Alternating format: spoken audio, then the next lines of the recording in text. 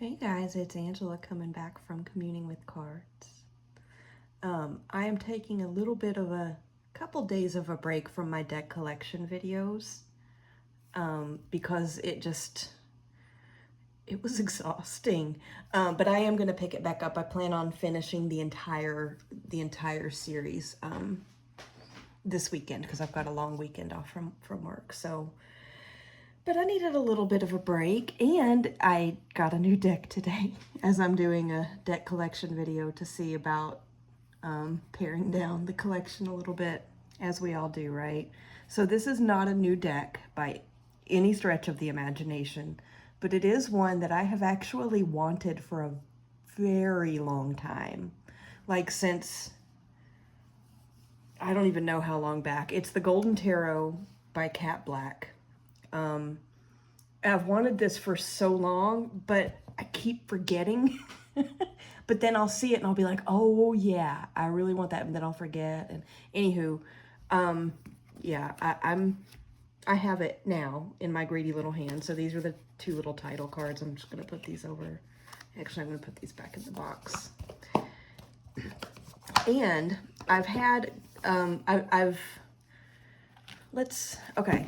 So I got this in today, after work today. I did a little bit of wind down to change my pace of thought. And I've actually done a little bit with this already. I did a deck interview spread, which was all kinds of interesting.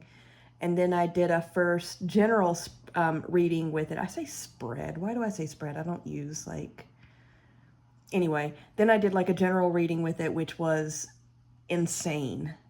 But anywho, I have so many feels about this deck, and I have for so long, that I want to do a walkthrough. I want to walk myself through it. I mean, I'm sure all of y'all have seen this deck. And then I want to talk about some crystals that I'm totally feeling to go with this. I just need to decide.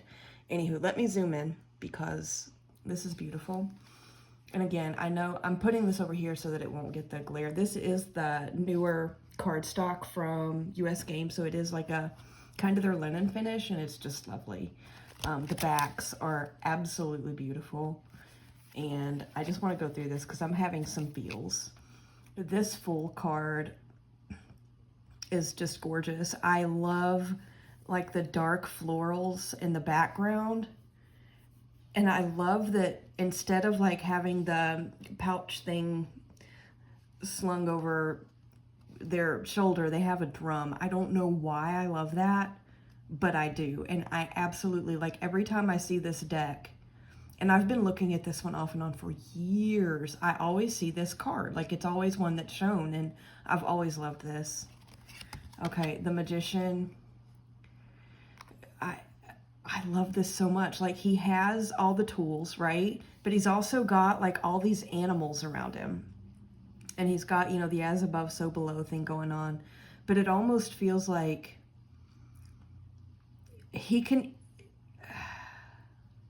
There's a lot of power in this card. Power of creation and of will. And it feels like he's working with more... well, I mean, obviously he doesn't need to hold the tools, right? But it feels like he's even working with like the animals. I love it. Okay. Moving on. The High Priestess. Gorgeous. Absolutely gorgeous. I kind of wish there was some water in this, you know, depicted in this card somewhere, but there's not. But it's okay because I know it's the High Priestess, and it's really pretty. I have a card out of order. Okay, that was the High Priestess.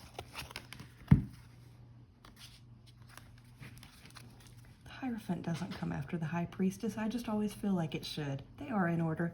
The Empress, not crazy about this one. The baby freaks me out. I don't know why. That's okay. The Emperor, I do love.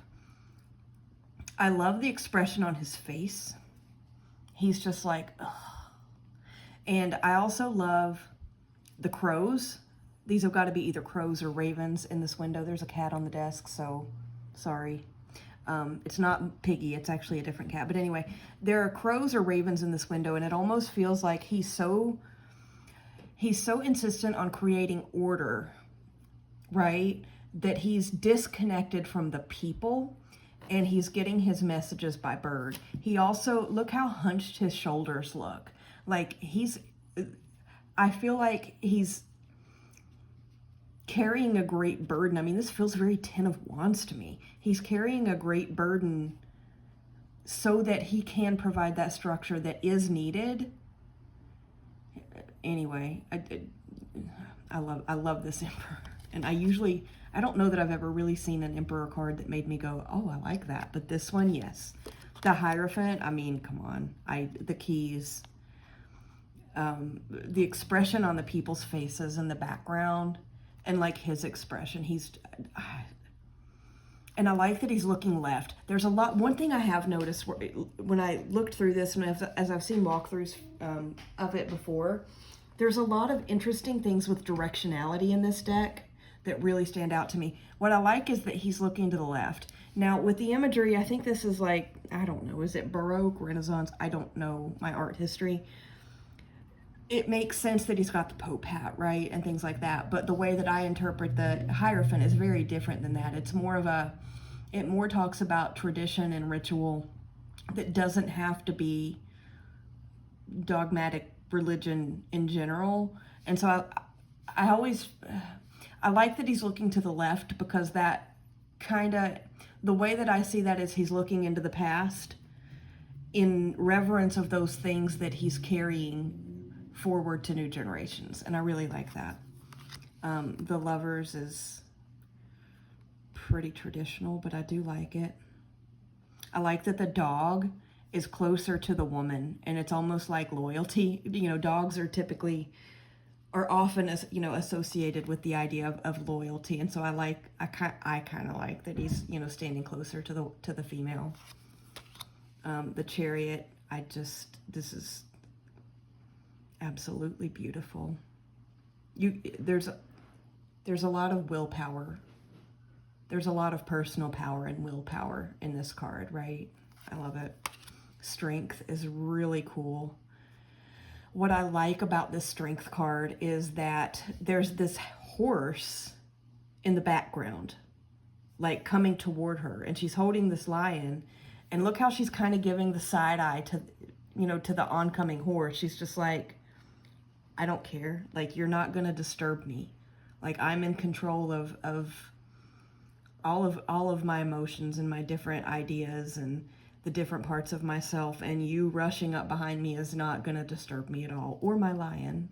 And I like that. I don't know that I've ever, I don't remember having seen a Strength card with another figure or animal behind her. I like it very much. The Hermit, I mean, I love that he has animals. And this gorgeous bird down here. I mean, check out that really pretty bird. I love this so much. The Wheel of Fortune, I need to sit with this one. I need to sit with this one. Justice. There's a lot of balancing going on here. Like, what I think is funny, so if you look at the little scale holder thing, right? Over here, you've got a man in this part of the scale with a devil pulling it down. And over here, you've got a woman, a female figure in this part of the scale, and an angel lifting it up. And I just think that's kind of funny. The Hanged Man, my birth card. I love it. I love that his face looks serene. I really, really do. Yeah, love it. Death. This card is really interesting too, because you have clearly a deceased figure with these angels like prepping her or like maybe cleaning the corpse. I'm not sure what's really going on here, but I think it's really interesting. And when I looked at this and was kind of going, huh? I got the idea that maybe they were prepping her for the next chapter. Death with rebirth and transformation. I mean, that was really interesting. Temperance. This is another one that I find somewhat funny, but also quite serious and satisfying. So the figure with the two cups, she's, pouring the water between the two cups. She's totally like, handling this, not spilling anything, like she's got it. There's this angel, this male figure angel up here in the corner of the card, like looking down at her and like pointing or holding up his finger. And she's kind of side glancing him going, I got this. And I don't know what this is. I have no idea. But I think that's really interesting. It just shows I'm balanced. I've got this. Like, you don't. Anyway, the devil is fine. I don't have any strong feelings about this devil card one way or another. The tower, similar. I like it. I do like that it has a crown up here, in the top of the tower that's on fire. I feel like that speaks to ego in a lot of ways. I like that. The star, I mean, okay, there's something in the star card that I haven't figured out yet. There's something going on down here beneath her feet. It almost looks like, I can't tell if it's like a mermaid with this tail coming up out of the water, or I have no idea what that is, but it's very interesting. Like, it wouldn't surprise me to see that in the moon card, but I'm not sure what's going on there. I like the dogs. They just kind of make me happy. I'm a cat person, but I'm enjoying all the dogs in this deck. That's a nice star card. The moon. I mean, there's a lot going on here. And I like it. It's really pretty. The sun, I'm sorry, but the baby and the baby face, that creeps me out. I'm sorry. This is a nice judgment card. It is. What I like about this is, I mean, you've got like the scene here, the people, and based on the art genre that this is from, I'm probably guessing that's like a Christ figure. I don't know. But up here you see like I need like a pointer or something. Do I have a pen handy? Yeah. So up here you've got like this, it's like a face, and it almost looks like somebody like rolling down a scroll, and like the scroll is like the list of the story of your life, right? That you have to come to terms with at this point in the journey. And I like that. The world. It's a nice world card. Okay, into the minors. Like I said, I have used this. I did put the cards back in order, but the suits weren't arranged in this order, but it's just how I did it. The Ace of Wands, I think this is beautiful. All that fire in the background is just, and I'm not big on fire element, y'all. It makes me really uncomfortable. It makes me uncomfortable because I'm scared of fire in general. I don't like heat, and people with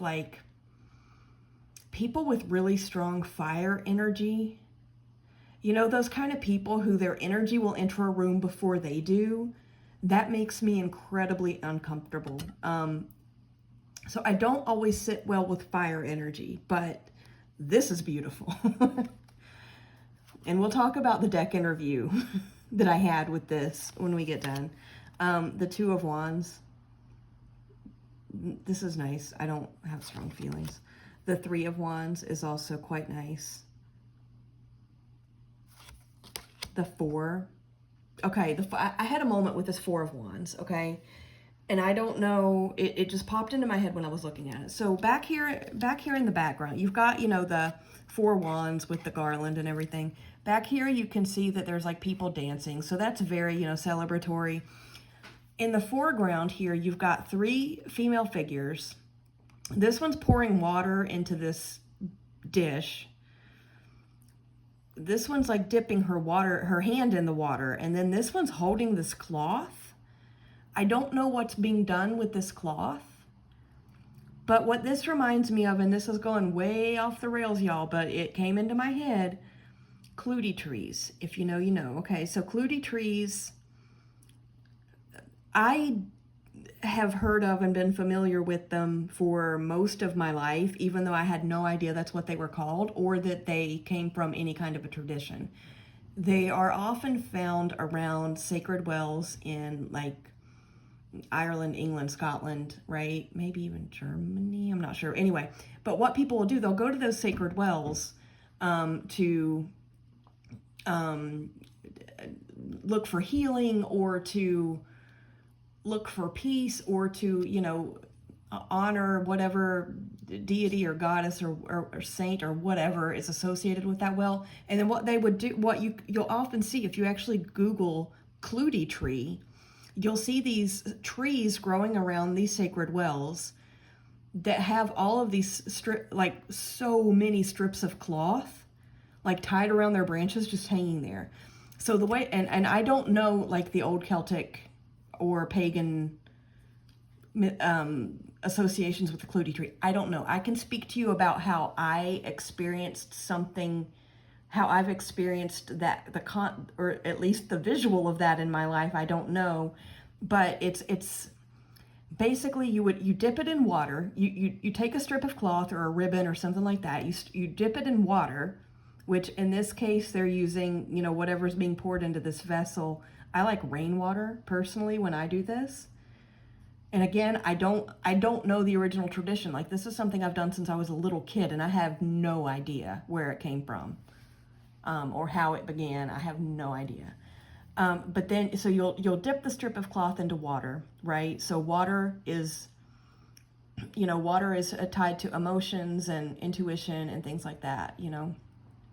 Water also, as an element, has a tendency to sink down. So it'll like hold on to things. So the way that I see it is you put whatever feeling you have, you put it into the water just kind of through visualization, right? So if you have, if you're ill, if you're not feeling well, if you're worried about something, if you're sad, even if you're happy,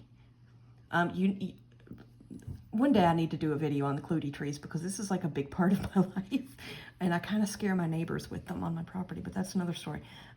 So you kind of project whatever emotion that you have into that water.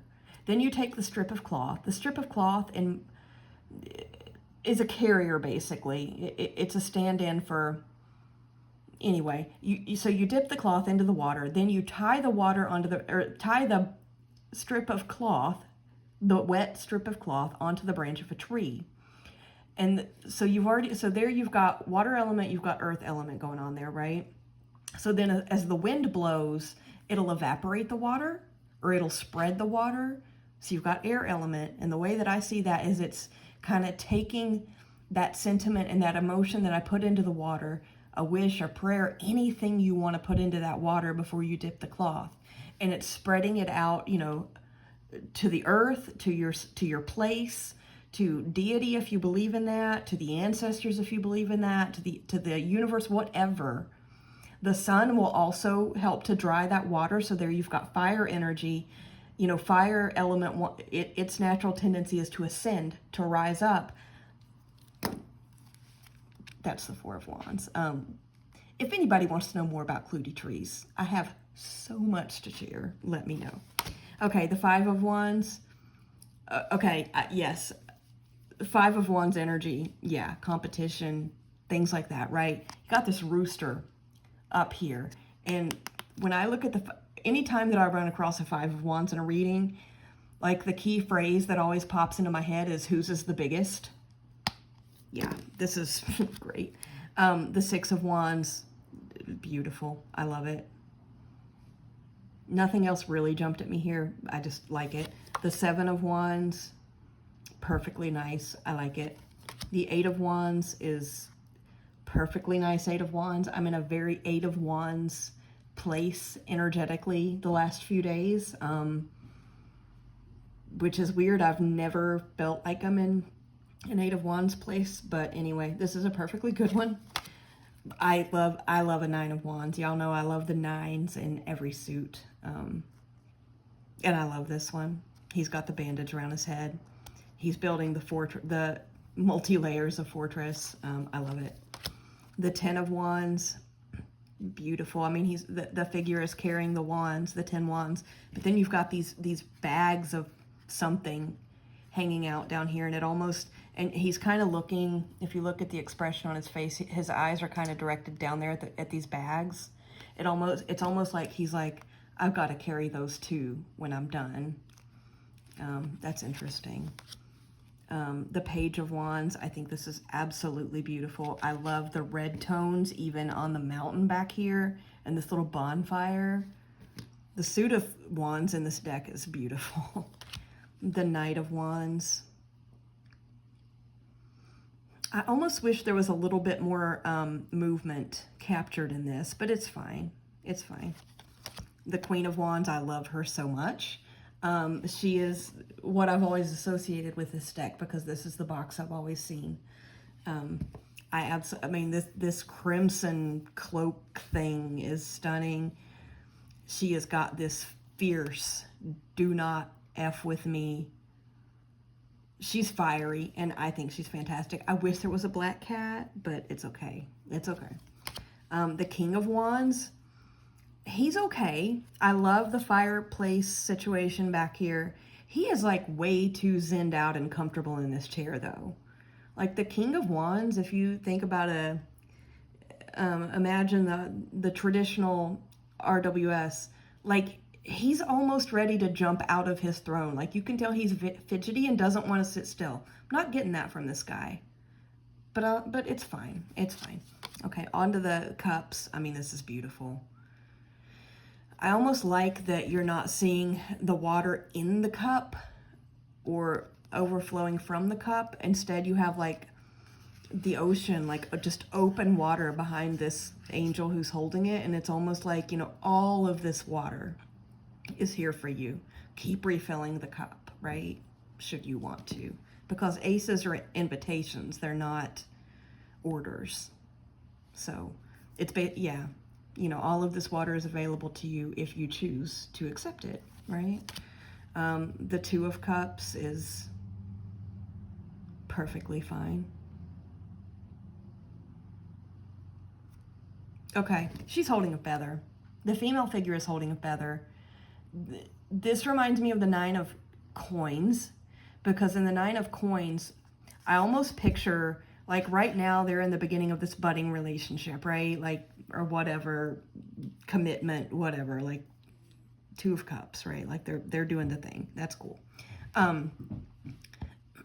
So the fact that she's holding a feather, if you think about the Nine of Pentacles, or it would be the Nine of Coins in this deck, it's the woman alone in her garden that she has created to her own specifications, and she only talks to her bird.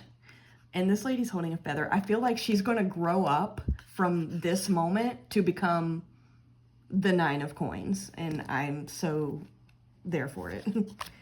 Okay, this Three of Cups is a whole thing too. You have the three female figures here with their cups. They look celebratory. They look like they're having a great time. You've got these two figures back here. I don't know who they are.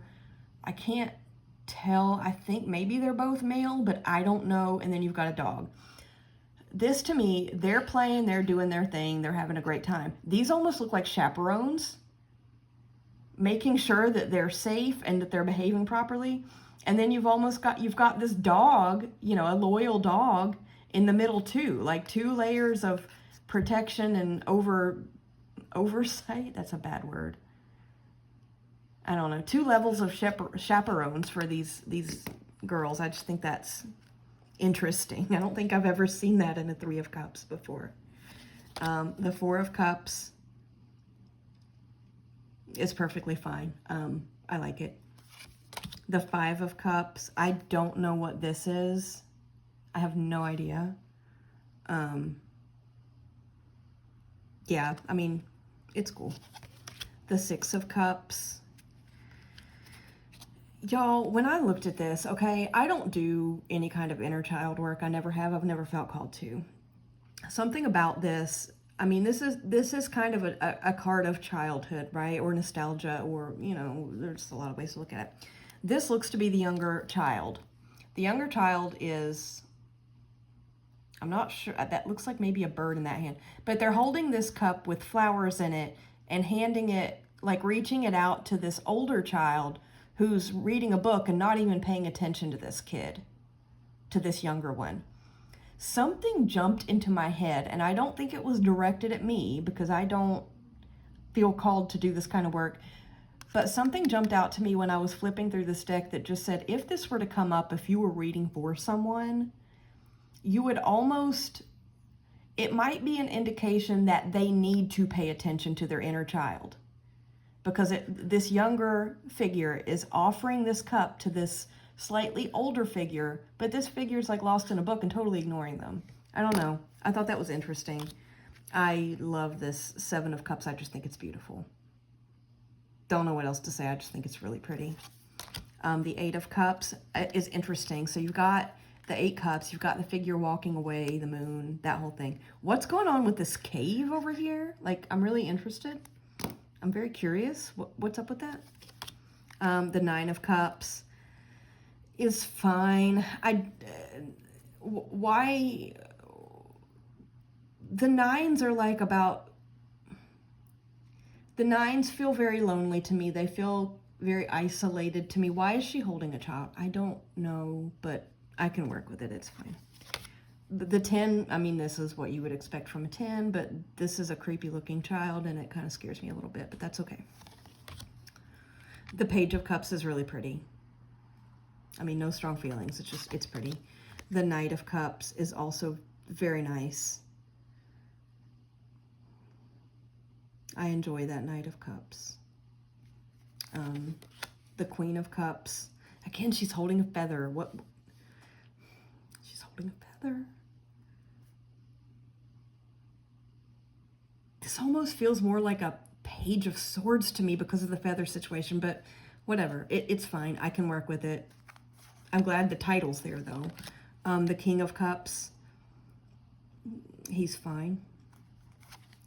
Into the sword suit. I like the sword suit in this deck too. I mean, look at the face on this angel and the ace. This is like, yeah, it's like, you know, enter if you dare kind of a thing. Enter the suit, this suit if you dare. This 2 of Swords is absolutely beautiful. It's stunning. I mean, the colors, everything about this is just so pretty. The 3 of Swords. Okay, when I was watching a walkthrough of this deck, the cards they weren't zoomed in on very well. I thought when I was watching a walkthrough before I had this in my hands that this figure was sitting on a pile of books. And so what popped into my head is with the 3 of Swords, and the swords being, you know, always being called the heartbreak card, right? I mean, whatever.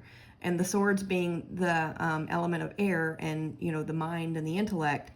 What I thought of is I chose these books and this intellectual, this scientific, this very black and white knowledge, social conditioning even. I took those on at the cost of my soul. And there's no heart left in me because I replaced it all with concrete facts. That's how I read the 3 of Swords. And so when I thought from a walkthrough that this figure was sitting on a stack of books, I was like, oh, good Lord, it's about time. But it's not. It's like some kind of a pillar, but that's fine. But she's holding a book. She's holding a book, so it's still there. Okay, 4 of Swords, beautiful. Just beautiful.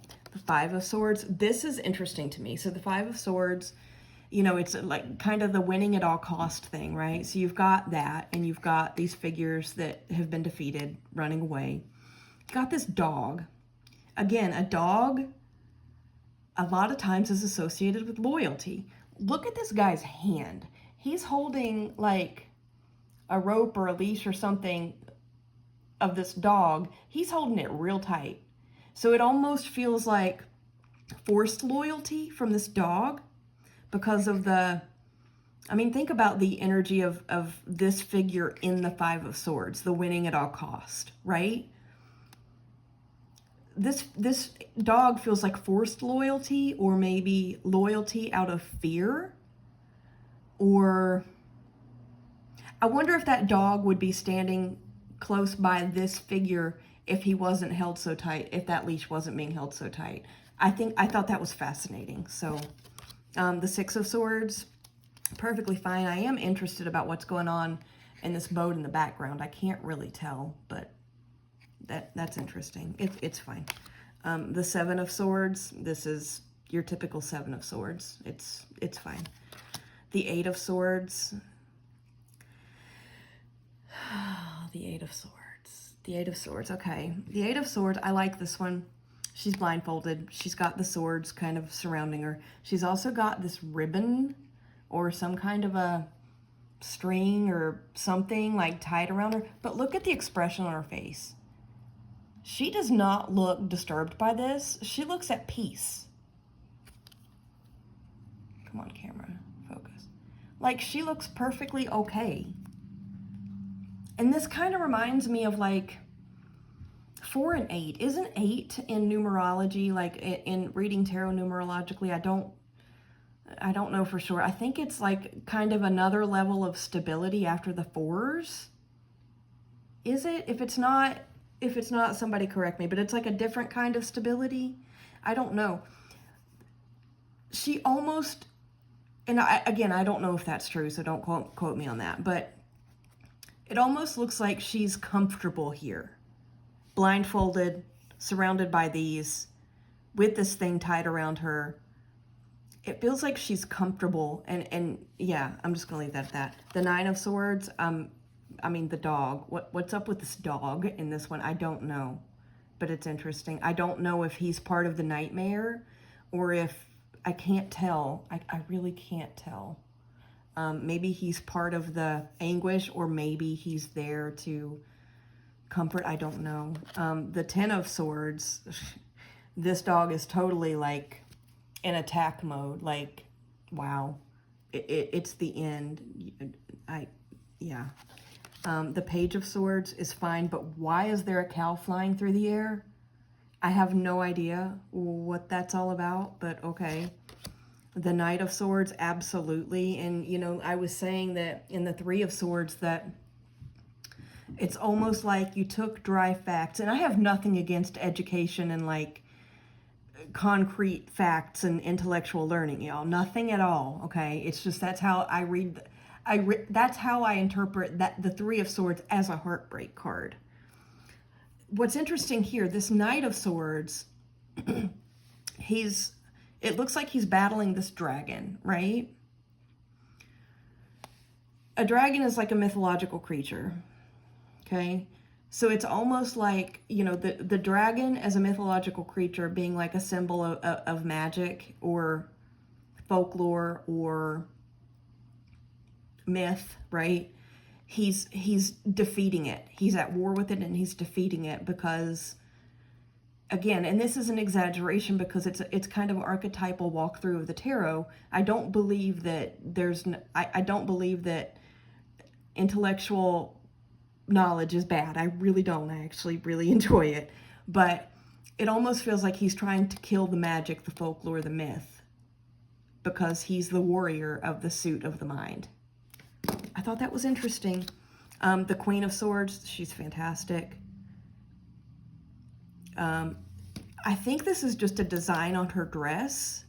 Maybe not, because see, it's going, like if you look at this one, I thought maybe this was just stripes on the dress, but this is extending past the corner of the throne here. This almost looks like slashes, like scrape marks or scars or wounds or something that are somehow on her dress. Anyway, that feels very Queen of Wands to me. The King of Wands, I don't know what this is. The King of Wands. Why am I saying wands? It's swords, y'all. Y'all know I mix up words. He's perfectly fine. My favorite suit, the Suit of Pentacles. I love this. I don't know if this angel is offering the pentacle down into this cave, or if maybe she lifted it out of the cave. That could be a whole interesting level in a reading, though. But I do like this. It's really pretty. The Two, I think this is great. Look at he's totally enjoying this situation that he's in. Look at his face. He's like, yeah, this is fun. Like, I'm enamored with this. The Three is really cool. It's you know, it's perfectly fine. I like this. The Four, Again, I like it. There's stuff going on in the background, which you don't often see, like other figures doing something back here, which you don't often, or I don't often see anyway in the 4, but it's fine. The 5 is really interesting because I don't know what's going on here. Are they inside the church, these figures? I don't know. It almost looks like, oh, okay. I think I see it now. I think they're like standing maybe at the entryway and looking into whatever I'm not familiar with Christian church services, y'all, I'm sorry. But looking into like maybe the chapel thing, because aren't there like pews with little like book holder things? And maybe these are like what are they? The little song books? I don't know. Maybe that's what's going on. I don't know, but it's interesting. The 6 is perfectly fine. The 7, I mean, again, you got a little dog down here waiting with this figure. It's fine. I like it. The 8, I have no idea what he's building here. It doesn't look like he's building coin or creating coins. I don't know what work he's doing, but it's fine. Here's my 9. Yep. She has a sheep, which I think is interesting, and she's got her falcon, and I love that she's wearing black. There's something very satisfying about that to me. This is my personal significator card. I love it. It's wonderful. The 10, I feel like there's too much going on here, and I wish there were figures in this that were older. Like this looks like it might be a mother, but I want to see more generations in my 10 of coins. But it's fine. It's fine. The page, again, in the ace, we saw an angel handing out, like holding out the pentacle. I wonder if that is the same angel who has brought that pentacle to the page. I don't know. It's interesting though. I like it. The knight, I love this knight of coins. You've got a dog who's laying down and resting, which shows slow movement, right? That's beautiful within the, oh, please don't tell me I got something on my card. I'll deal with that later. The slow movement of the Knight of Pentacles. The horse is bowing down his head. Y'all just wait till you see till I show you the first reading I got with this deck. I absolutely adore this Knight of Pentacles. The Queen of Pentacles, she's great. You got the dog in the back, loyalty. You've got the bird. She almost feels like an older version of the 9 of Pentacles. With the bird, I love her. I think she's great. And I love that her eyes are kind of looking slightly over to the left. Again, that feels like looking back to the past a little bit.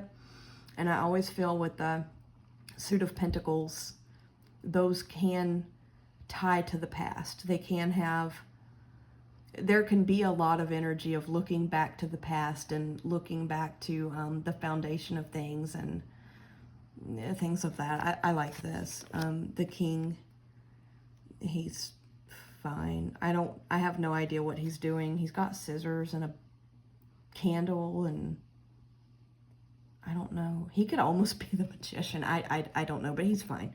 Okay, so long walkthrough, but I have so many feels. So I did a deck interview. It came up. So I don't always do my deck interviews the same way. It's more like a conversation. But the first thing that I asked it is, what have you come to teach me? And it gave me that Queen of Pentacles. Looking back, something about that. The word matriarchal came up in my head. I feel like there's matriarchal fire energy going on with this deck and me. There was a lot within the rest of that deck interview. There was a lot of fire energy going on. So I did that whole thing, and then after I finished the interview and kind of processed that and journaled on it a little bit, I did like my first reading with this deck, my first general reading with this deck, and basically it was. I didn't really go at it with a question. I was kind of loosely thinking, what's the one thing you want me to, that you would like to, message you would like to give me up front. It wasn't that specific, but it was kind of that energy. And I got, let me recreate it because I know exactly what it was. I got the Knight of Pentacles, which is my personal significator card. On the left of that, I got the Knight of Pentacles. And to the right of that, I got the Nine of Wands. I had a whole moment with this, y'all. This is my personal significator card. So I feel like it's saying, I know you. I feel like this deck is saying, I know you. And I've been having a very, very powerful Eight of Wands energetic situation lately, like very recently. It's almost too much. Things are coming, and it's strange little synchronicities and all kinds of, I'm not going to go into it, but it's been coming really, really fast, almost at an overwhelming pace. It's almost like too much at once anyway. And so I almost feel like I was being shown that it's gonna be okay, and I'm being watched over, and I won't get into that and who and how and from where, but the Knight of Pentacles always says to me, I guess I have a whole lot of association with the Knight of Pentacles, Knight of Coins here, when it comes to my ancestral practice and my Spirit of Place practice in Protector of Place. Somebody, an energy who's really gonna stay there by the home, by the front door, protecting their people, their tribe, their place. They're not rushing out into the world with the energy of their suit to take it out. They're keeping it close by. Okay? And I love this. I love the Knight of Pentacles. I always love a Knight of Pentacles. And then I got the Nine of Wands. I've talked about this one before. I think I did a video called Is 9 the Loneliest Number? And talked about my obsession with the Nine of Coins. But I also talked about the Nine of Wands, which is also very much building up defenses against the outside world. Now, there's a lot more going on with the Nine of Wands, right? But it's like this wounded person kind of making their last stand, putting up every defense they have, right? And so for this to be flanking me on the right, I thought was interesting. There was another interesting thing that happened here, that's happening here. I'm zoomed in already, aren't I? Yeah, darn. If you look here, so look at the directionality, okay? So this is, as my personal significator, I mean, this is me in the middle. The Knight of Wands, his horse, this feels like it should be kind of placed above a little bit, coming in from the, I mean, it was in the left, because I pulled it to the left, so I'm not going to change that, but the horse is bowing down, and so the directionality of this card is going down. This figure in the Nine of Wands, he's looking upward, right? So it's almost like he's down here looking up, and I'm being protected from every flank, from every direction, because I've got left, I mean, we won't get into past, future, whatever. We've got left and down. So left from above with the Knight of Coins. And we've got right from below. So that's east and south from the Nine of Wands. West and north from the Knight of Coins. Dang, y'all. I mean, this was so powerful. I mean, the second that the Nine of Coins came up, I was like, oh, here we go. But then when I started really sitting with this, and these are the only 3 cards I pulled. I like starting with 3 cards, and then I'll build on it, but I felt no need to pull anything else. This was so powerful, so impactful, and the longer I sat with it and looked at it, the more I was getting these other, more layers of it. It's so beautiful. Anyway, I was going to talk about stones that I'm thinking about pairing with this. I've rambled enough. I hope you guys enjoyed this one. I had quite a moment this afternoon with this deck already, and I'll be back this weekend to finish up my deck collection. But anyway, thanks for listening to me ramble about my love for this deck. It's actually a long-running love. It just took me this long to actually get it, and I'm disappointed in myself for that. But anyway, have a good rest of the evening, and I'll be back this weekend. Bye-bye.